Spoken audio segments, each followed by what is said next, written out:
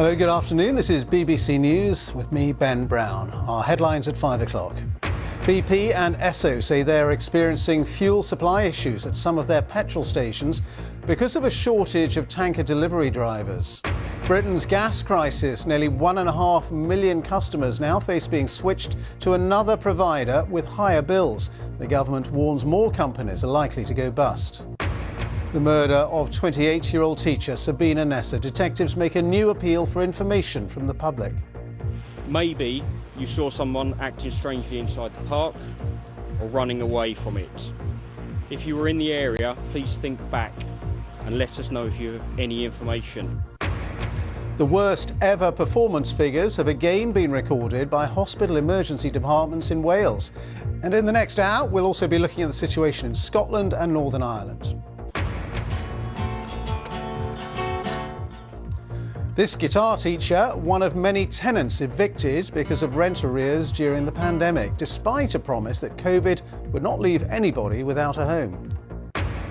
And coming up, excitement at London's Natural History Museum as an unusual dinosaur fossil is revealed to be the remains of a previously unknown ankylosaur specimen.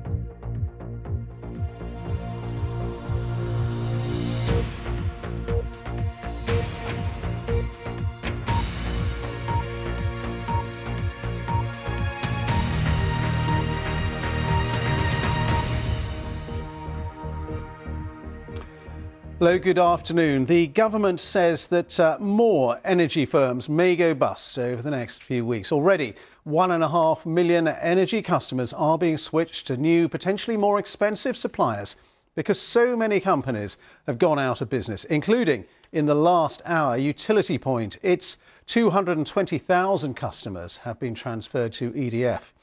Well, the collapse follows a huge rise in the cost of wholesale gas.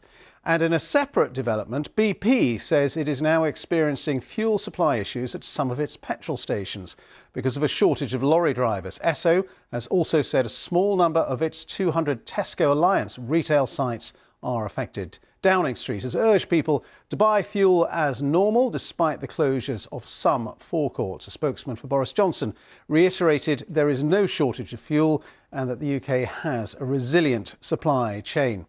Well, more on those fuel issues in just a moment. But first, here's our business correspondent Theo Leggett on the crisis in the gas industry.